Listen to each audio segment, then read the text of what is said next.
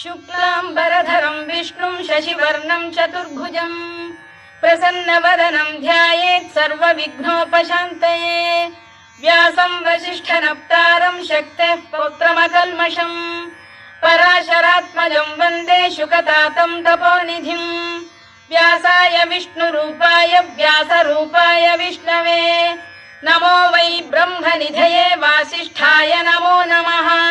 अविकाराय शुद्धाय नित्याय परमात्मने सदैकरूपरूपाय विष्णवे सर्वजिष्णवे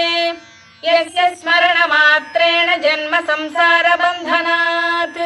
विमुच्यते नमस्तस्मै विष्णवे प्रभविष्णवे। ॐ नमो विष्णवे प्रभविष्णवे। श्रीवैशम्पायन उवाच श्रुत्वा धर्मानशेषेण पावनानि च सर्वशः युधिष्ठिरः शान्तनवं पुनरेवाभ्यभाषत। युधिष्ठिर उवाच किमेकं दैवतं लोके किं वाप्येकं परायणम् स्तुवन्तः कङ्कमर्चन्तः प्राप्नुयुर्मानवा शुभम्। को धर्मः सर्वधर्माणां भवतः परमो मतः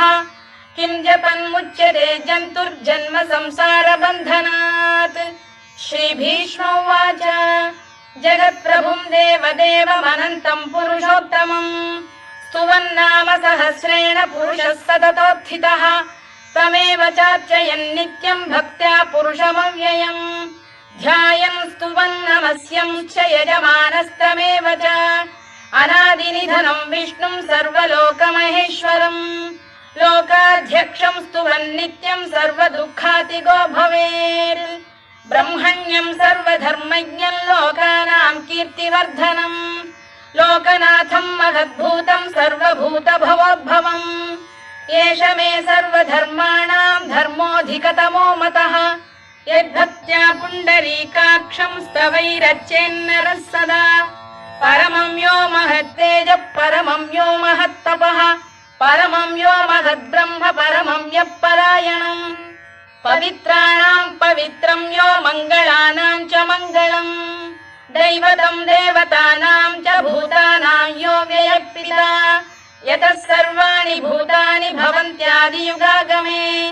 यस्मिंश्च प्रलयं यान्ति पुनरेव युगक्षये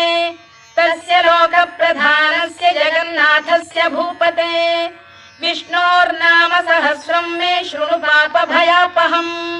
यानि नामानि गौणानि विख्यातानि महात्मनः ऋषिभिः परिगीतानि तानि वक्ष्यामि भूतये। ऋषिर्नाम्नां सहस्रस्य वेदव्यासो महामुनिः छन्दोऽनुष्टुप् तथा देवो भगवान् देवकीसुतः अमृतांशुद्भवो बीजं शक्तिर्देवकीनन्दनः त्रिसामाहृदयं तस्य शान्त्यर्थे विनियुज्यते विष्णुं जिष्णुं महाविष्णुं प्रभविष्णुं महेश्वरम् अनेकरूपदैत्यान्तं नमामि पुरुषोत्तमम्। अस्य श्रीविष्णोर्दिव्यसहस्रनामस्तोत्रमहामन्त्रस्य श्रीवेदव्यासो भगवान् ऋषिः अनुष्टुप्छन्दः श्रीमहाविष्णुः परमात्मा श्रीमन्नारायणो देवता अमृतांशुद्भवो भानुरिति बीजम् देवकीनन्दन श्रेष्ठेति शक्तिः उद्भवः क्षोभणो देव इति परमो मन्त्रः शङ्खबृन्नन्दकी चक्रीति कीलकम् शार्ङ्गधन्वा गदाधर इत्यस्त्रम् रथाङ्गपाणिरक्षोभ्य इति नेत्रम् त्रिसामासामरः सामेति कवचम् आनन्दं परब्रह्मेति योनिः ऋतुः सुदर्शनकाल इति दिग्बन्धः श्रीविश्वरूप इति ध्यानम् श्रीमहाविष्णुप्रीत्यर्थे सहस्रनाम जपे विनियोगः। ध्यानम् क्षीरोदन्वत्प्रदेशे शुचिमणिविलसत्सैकते मौक्तिकानाम् मालाक्लुप्तासनस्थस्फटिकमणिनिभैर्मौक्तिकैर्मण्डिताङ्गः शुभ्रैरभ्रैरदभ्रैरुपरि विरचितैर्मुक्तपीयूषवर्षैः आनन्दीन पुरीयादरि नलिन गदा शङ्खपाणिर्मुकुन्दः भूः पादौ यस्य नाभिर्वियदसुरनिलश्चन्द्रसूर्यौ च नेत्रे कर्णावाशा शिरोद्यौर्मुखमपि दहनो यस्य वास्तेयमब्धिः अन्तस्थं यस्य विश्वं सुरनरखगो भोगि गन्धर्वदैत्यैः चित्रं रम्यते तं त्रिभुवन वपुषं विष्णुमीशं नमामि। ॐ नमो भगवते वासुदेवाय। शान्ताकारं भुजगशयनं पद्मनाभं सुरेशं विश्वाधारं गगनसदृशं मेघवर्णं शुभाङ्गं लक्ष्मीकान्तं कमलनयनं योगिधृध्यानगम्यं वन्दे विष्णुं भवभयहरं सर्वलोकैकनाथं मेघश्यामं पीतकौशेयवासं श्रीवत्साङ्कं कौस्तुभोद्भासिताङ्गं पुण्योपेतं पुण्डरीकायताक्षं विष्णुं वन्दे सर्वलोकैकनाथम्। नमः समस्तभूतानामादिभूताय भूभृते अनेकरूपरूपाय विष्णवे प्रभविष्णवे सशङ्खचक्रं सकिरीटकुण्डलं सपीतवस्त्रं सरसीरुहेक्षणं सहारवक्षस्थलशोभिकौस्तुभं नमामि विष्णुं शिरसा चतुर्भुजम् छायायां पारिजातस्य हेमसिंहासनोपरि आसीनमम्बुदश्याममायताक्षमलङ्कृतम् चन्द्राननं चतुर्बाहुं श्रीवत्साङ्कितवक्षसम् रुक्मिणी सत्यभामाभ्यां सहितं कृष्णमाश्रये।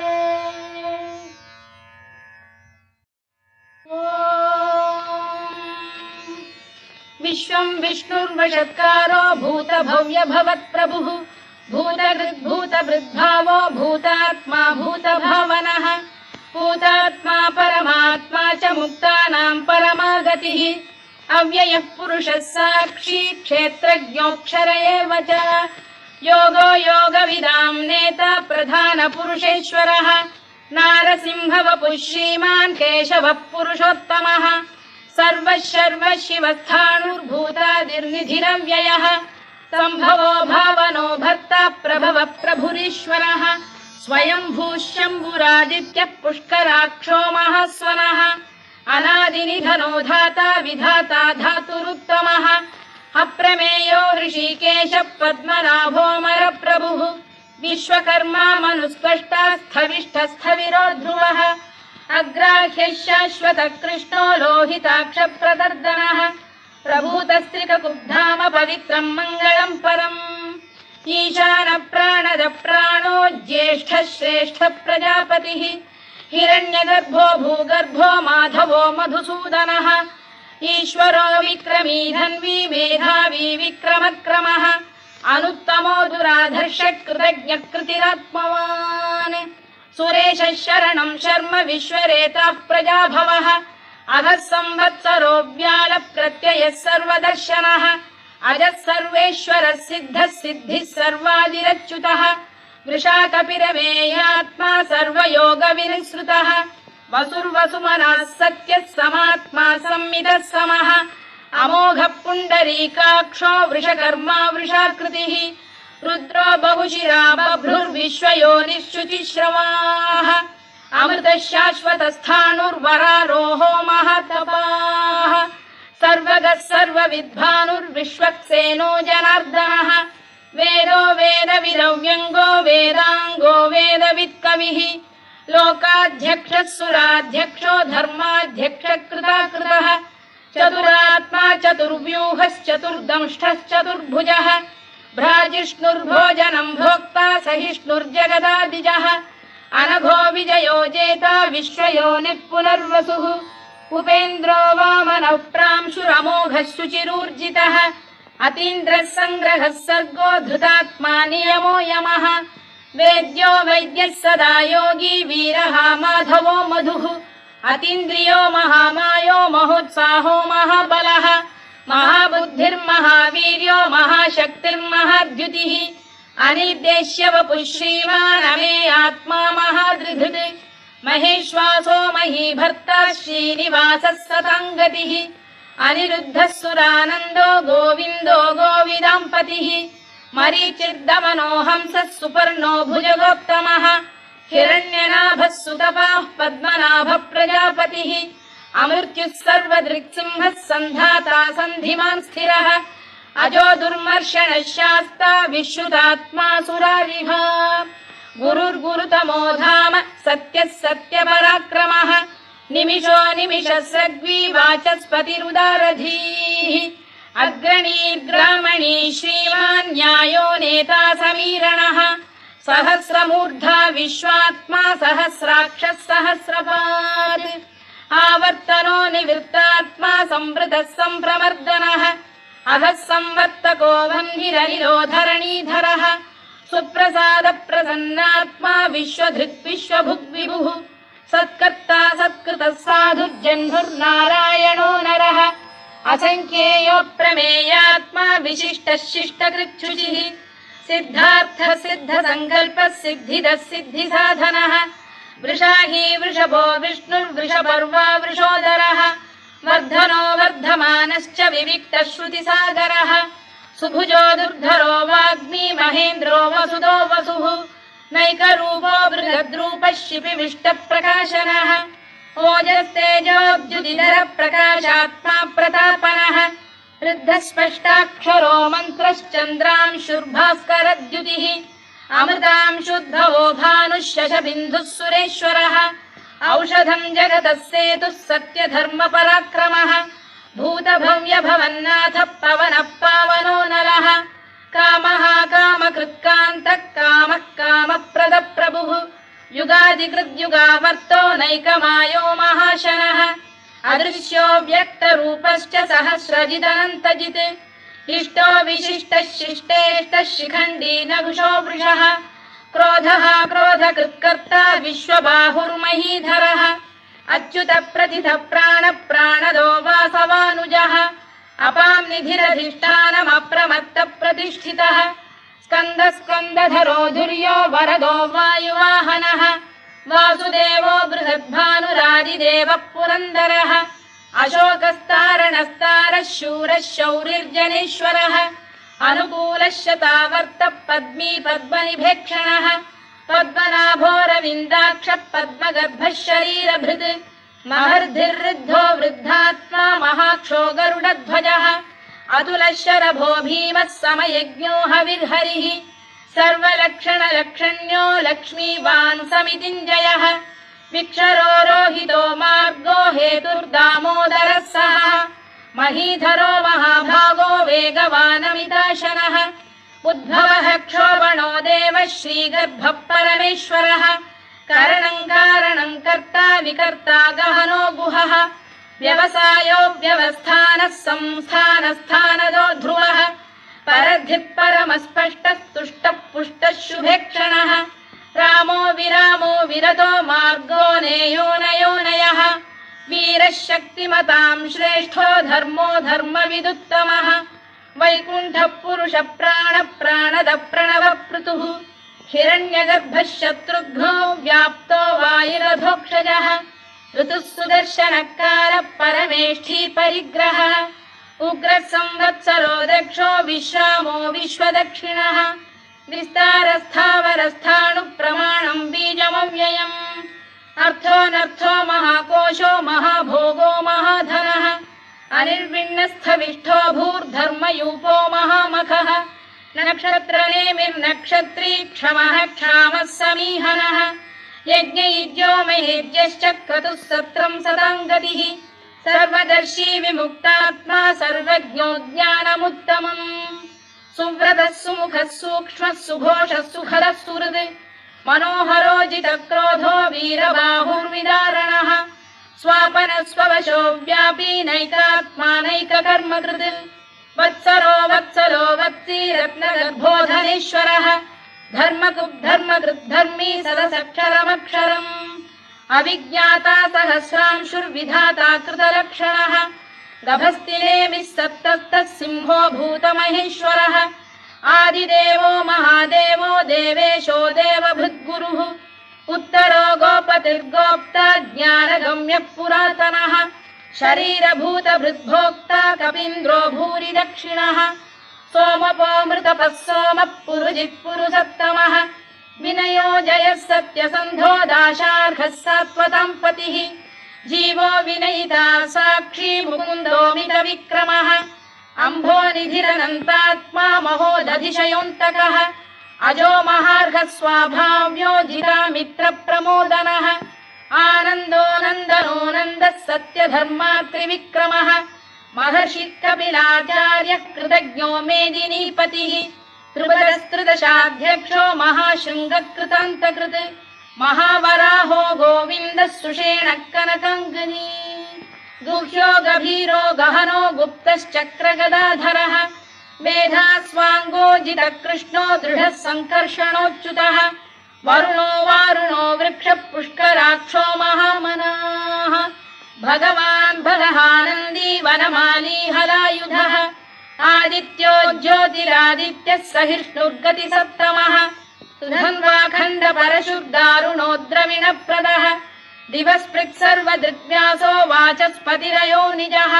त्रिसामासामगः साम निर्वाणम् भेषजम् भिषज सन्न्यासकृच्छमः शान्तो निष्ठा शान्तिपरायणम् शुभाङ्गः शान्तिदः स्रष्टा कुमुदः कुवलेशयः गोहितो गोपतिर्गोप्ता वृषभाक्षो वृषप्रियः अनिवर्ती निवृत्तात्मा संक्षेप्ता क्षेमकृत् शिवः श्रीवत्सवक्षः श्रीवासः श्रीपतिः श्रीमताम्बरः श्रीधः श्रीशः श्रीनिवासः श्रीनिधिः श्रीविभावनः श्रीधर श्रीकर श्रेयः श्रीमान् लोकत्रयाश्रयः स्वक्षः स्वङ्गः शतानन्दो नन्दिर्ज्योतिर्गणेश्वरः विजितात्मा विधेयात्मा सत्कीर्तिश्छिन्न संशयः उदीर्णः सर्वतश्चक्षुरनीशः शाश्वतः स्थिरः भूषयो भूषणो भूतिर्विशोकः शोकनाशनः अर्चिष्मानर्चितः कुम्भो विशुद्धात्मा विशोधनः अनिरुद्धो प्रतिरथ प्रद्युम्नोमित विक्रमः कालनेमिनिः वीरः शौरिः शूरजनेश्वरः त्रिलोकात्मा त्रिलोकेशः केशवः केशिहा हरिः कामदेवः कामपालः कामी कान्तकृतागमः अनिर्देश्य वपुर्विष्णुर्वीरोऽनन्तो धनञ्जयः ब्रह्मण्यो ब्रह्मकृद्ब्रह्मा ब्रह्म ब्रह्मविवर्धनः ब्रह्मविब्राह्मणो ब्रह्मी ब्रह्मज्ञो ब्राह्मणप्रियः महाकमो महाकर्मा महातेजा महोरगः महाक्रतुर्महायज्वा महायज्ञो महाहविः स्तव्यस्तव प्रियस्तोत्रम् स्तुतिस्तोतारणप्रियः पूर्णः पूरयिता पुण्यः पुण्यकीर्तिरनामयः मनोजवस्तीर्थकरो वसुरेता वसुप्रदः वसुप्रदो वासुदेवो वसुर्वसुमनाहविः सद्गतिः सत्कृतिः सत्ता सद्भूतिः सत्परायणः शूरसेनो यदुश्रेष्ठः सन्निवासः सुयामुनः भूतावासो वासुदेवः सर्वासु निलयो नलः दर्पः दर्पदो दृप्तो दुर्धरोऽथा पराजितः विश्वमूर्तिर्महामूर्तिर्दीप्तमूर्तिरमूर्तिमान् अनेकमूर्तिरव्यक्तः शतमूर्तिः शताननः एकोनैकः स वक्र किं यत्तत्पदमनुत्तमम् लोकबन्धुर्लोकनाथो माधवो भक्तवत्सलः सुवर्णवर्णो हेमाङ्गो वराङ्गश्चन्दनाङ्गदी वीरः विषमः शून्यो घृता क्षीरचरश्चरः अमानी मानदो मान्यो लोकस्वामी त्रिलोकधृत् सुमेधा मेधजो धन्यः सत्यमेधाधराधरः तेजो वृषोद्युतिधरः सर्वशत्रुभृताम्बरः प्रग्रहो निग्रहो व्यग्रो नैकशृङ्गो गदाग्रजः चतुर्मूर्तिश्चतुर्बाहुश्चतुर्व्यूहश्चतुर्गतिः चतुरात्मा चतुर्भावश्चतुर्वेदविदेकपात् समावर्तो निवृत्तात्मा दुर्जयो दुरतिक्रमः दुर्लभो दुर्गमो दुर्गो दुरावासो दुरारिः शुभाङ्गो लोकसारङ्गः सुतन्तुस्तन्तु वर्धनः इन्द्रकर्मा महाकर्मा कृतकर्मा कृतागमः उद्भवः सुन्दरः सुन्दो रत्ननाभः सुलोचनः अर्को वाजसनः शृङ्गी जयन्तः सर्वविजयी सुवर्णबिन्दुरक्षोभ्यः सर्ववागीश्वरेश्वरः महाह्रदो महागर्तो महाभूतो महानिधिः कुमुदः कुन्दरः कुन्दः पर्जन्यः पावनोऽनिलः अमृताशोऽमृतवपुः सर्वज्ञः सर्वतोमुखः सुलभः सुव्रतः सिद्धः शत्रुजिच्छत्रुतापनः न्यग्रोधोदुम्बरोश्वत्थश्चाणूरा महिषूदनः सहस्रार्चिः सप्तजिह्वः सप्तैधाः सप्तवाहनः अमूर्तिरनघोचिन्त्यो भयकृद्भयनाशनः अणुबृहत्कृशस्थूलो गुणभिर्निर्गुणो महान् अधृतस्वधृतस्वास्य प्राग्वंशो वंशवर्धनः धारभृत्कथितो योगी योगीशः सर्वकामदः आश्रमश्रमणः क्षामः सुपर्णो वायुवाहनः धनुर्धरो धनुर्वेदो दण्डो दमयिता दमः अपराजितः सर्वसहो नियन्ता नियमो यमः सत्त्ववान् सात्विकः सत्यः सत्यधर्मपरायणः अभिप्रायप्रियार्होः प्रियकृत्प्रीतिवर्धनः विहाय सगदिर्ज्योतिः सुरुचिर्कुतभुग्विभुः रविर्विरोचनः सूर्यः सविता रविलोचनः अनन्तो हुतभुग्भोक्ता सुखदो नैकजोऽग्रजः अनिर्विण्णः सदामर्षी लोकाधिष्ठानमद्भुतः सनात्सनातनतमः कपिलः कपिरव्ययः स्वस्तिदः स्वस्तिकृत् स्वस्ति स्वस्तिभुक् स्वस्ति दक्षिणः आरौद्रः कुण्डली चक्री विक्रम्यूर्जितशासनः शब्दातिगः शब्दसः शिशिरः शर्वरीकरः अक्रूरपेशलो दक्षो दक्षिणः क्षमिणाम्बरः विद्वत्तमो वीतभयः पुण्यश्रवणकीर्तनः उत्तारणो दुष्कृतिः पुण्यो दुःस्वप्ननाशनः वीरः रक्षणः सन्तो जीवनपर्यवस्थितः अनन्तरूपोऽनन्तश्रीर्जितमन्युर्भयापहः चतुरश्रो गभीरात्मा विदिशो व्यादिशो दिशः अनादिर्भूर्भुवो लक्ष्मी सुवीरो रुचिराङ्गदः जननो जनजन्मादिर्भीमो भीमपराक्रमः आधारनिलयो धाता पुष्पहास प्रजागरः ऊर्ध्वगः सत्त्वथाचार प्राणद प्रणवप्रणः प्रमाणम् प्राणनिलय प्राणभृत्प्राणजीवनः तत्त्वम् तत्त्वविदेकात्मा जन्म मृत्युजरातिगः भूर्भुवः स्वस्तरुस्तारः सविता प्रपितामहः यज्ञो यज्ञपतिर्यज्वा यज्ञाङ्गो यज्ञवाहनः यज्ञभृद्यज्ञकृद्यज्ञी यज्ञभुग्यज्ञसाधनः यज्ञान्तकृद्यज्ञगुह्यमन्नमन्नाद एव च आत्मयोनिः स्वयं जातो वैखानः सामगायनः देवकीनन्दनः स्रष्टा क्षितीशः पापनाशनः शङ्खबृन्नन्दकी चक्री शार्ङ्गधन्वा गदाधरः तथाङ्गपाणिरक्षोभ्यः सर्वप्रहरणायुधः सर्वप्रहरणायुधवो नम इति वनमाली गरीशाङ्गी शङ्खी चक्री च नन्दकी श्रीमान्नारायणो विष्णुर्वासुदेवोऽभिरक्षतु वनमाली गरीशाङ्गी शङ्खी चक्री च नन्दकी श्रीमान्नारायणो विष्णुर्वासुदेवोऽभिरक्षतु वनमाली गरीशाङ्गी शङ्खी चक्री च नन्दकी श्रीमान्नारायणो विष्णुर्वासुदेवोऽभिरक्षतु इतीदं कीर्तनीयस्य केशवस्य महात्मनः नाम्नां सहस्रं दिव्यानामशेषेण प्रकीर्तितम् य इदं शृणुयात् नित्यं यश्चापि परिकीर्तयेत् नाशुभं प्राप्नुयात् किञ्चित् सोमुत्रेह च मानवः वेदान्तको ब्राह्मणस्य क्षत्रियो विजयी भवेत् वैश्यो धनसमृद्धः स्यात् क्षुद्रः सुखमवाप्नुयात् धर्मार्थी प्राप्नुयात् धर्ममर्थार्थी चार्थमाप्नुयात् कामानवाप्नुयात् कामी प्रजार्थी चाप्नुयात् प्रजाम् भक्तिमान् यः सदोत्थाय शुचिस्तद्गतमानसः सहस्रं वासुदेवस्य नाम्नामेतत्र कीर्तयेत् यशः प्राप्नोति विपुलं याति प्राधान्यमेव च अचलां श्रियमाप्नोति श्रेयः प्राप्नोत्यनुत्तमम् न भयं क्वचिदाप्नोति वीर्यं तेजश्च विन्दति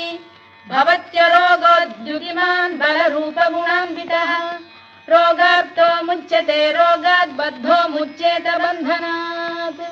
भयान्मुच्येत भीतस्तु मुच्येतापन्न आपदः दुर्गाण्यतितरत्याशु पुरुषः पुरुषोत्तमम् सुवन्नाम सहस्रेण नित्यं भक्तिसमन्वितः वासुदेवाश्रयो मर्त्यो वासुदेवपरायणः सर्वपापविशुद्धात्मा याति ब्रह्म सनातनम् न वासुदेव भक्तानामशुभं विद्यते विद्यते क्वचित् जन्म मृत्युजरा व्याधि भयं नैवोपजायते इमं स्तवमधीयानः श्रद्धा भक्ति समन्वितः युज्येतात्मसुखक्षान्ति श्रीधृति स्मृति कीर्तिभिः न क्रोधो न च मात्सर्यं न लोभो न शुभामतिः भवन्ति कृतपुण्यानां भक्तानां पुरुषोत्तमे द्यौसचन्द्रार्कनक्षत्राखं दिशो भूर्महोदधिः वासुदेवस्य वीर्येण विधृतानि महात्मनः ससुरासुरगन्धर्वं स यक्षोरगराक्षसम् जगत्वशे वर्ततेदं कृष्णस्य सचराचरम् इन्द्रियाणि मनो बुद्धिः सत्त्वं तेजो बलं धृतिः वासुदेवात्मकान्याहुः क्षेत्रं क्षेत्रज्ञ एव च सर्वागमानामाचार प्रथमं परिकल्पते आचार प्रभवो धर्मो धर्मस्य प्रभुरच्युतः ऋषयः पितरो देवा महाभूतानि धातवः जङ्गमा जङ्गमं चेदं जगन्नारायणोद्भवम् योगो ज्ञानं तथा साङ्ख्यं विद्या शिल्पादिकर्म च वेदाः शास्त्राणि विज्ञानमेतत् सर्वं जनार्दनात् एको विष्णुर्महद्भूतं पृथग्भूतान्यनेकशः त्रीन् लोकान् व्याप्य भूतात्मा भुङ्क्ते विश्वभुवव्ययः इमं स्तवं भगवतो विष्णोर्व्यासेन कीर्तितम् पठेद्य इच्छेत् पुरुषः श्रेयत् प्राप्तुं सुखानि च विश्वेश्वरमजं देवं जगतः प्रभुमव्ययम् भजन्ति ये पुष्कराक्षं न ते यान्ति पराभवम् न ते यान्ति पराभवम् ओन्नम इति अर्जुनोवाच पद्मपत्र विशालाक्ष पद्मनाभ सुरोत्तमा भक्तानामनुरक्तानां त्राता भव जनार्दन श्रीभगवानुवाच यो मां नाम सहस्रेण स्तोतुमिच्छति पाण्डव सोऽहमेकेन श्लोकेन स्तुत एव न संशयोन्नम इति व्यास उवाच वासनाद्वासुदेवस्य वासितं भुवनत्रयम् सर्वभूतनिवासोऽसि वासुदेव नमोऽस्तु ते वासुदेव नमोऽस्तु ते ओन्नम इति पार्वत्युवाच केनोपायेन लघुना विष्णोर्नाम सहस्रकम् पठ्यते पण्डितैर्नित्यं श्रोतुमिच्छाम्यहं प्रभो ईश्वर उवाच श्रीराम राम रामेति रमे रामे मनोरमे सहस्रनाम तत्तुल्यं राम नाम वरानने श्रीराम राम रामेति रमे रामे मनोरमे सहस्रनाम तत्तुल्यं राम नाम वरानने श्रीराम राम रामेति रमे रामे मनोरमे सहस्रनाम तत्तुल्यं राम नाम वरानने राम नाम वरानन ओन्नम इति ब्रह्मोवाच नमोऽस्त्वनन्ताय सहस्रमूर्तये सहस्रपादाक्षि शिरोरुबाहवे सहस्रनाम्ने पुरुषाय शाश्वते सहस्रकोटियुगधारिणे नमः सहस्रकोटियुगधारिणे नमः ओन्नम इति सञ्जय उवाच यत्र योगेश्वर कृष्णो यत्र पार्थो धनुर्धरः तत्र श्रीविजयो भूतिर्ध्रुवा नीतिर्मतिर्मम श्रीभगवानुवाच अनन्याश्चिन्तयन्तो मां ये जनाः पर्युपासते तेषां नित्याभियुक्तानां योगक्षेमं वहाम्यहम् परित्राणाय साधूनां विनाशाय च दुष्कृतां धर्म संस्थापनार्थाय सम्भवामि युगे युगे आर्ता विषण्णाः शिथिलाश्च भीता घोरेषु च व्याधिषु वर्तमानाः संकीर्त्य नारायण शब्दमात्रं विमुक्तदुःखाः सुखिनो भवन्तु कायेन वाचा मनसेन्द्रियैर्वा बुद्ध्यात्मना वा प्रकृते स्वभावात् करोमि यद्यत् सकलं परस्मै नारायणायेति समर्पयामि।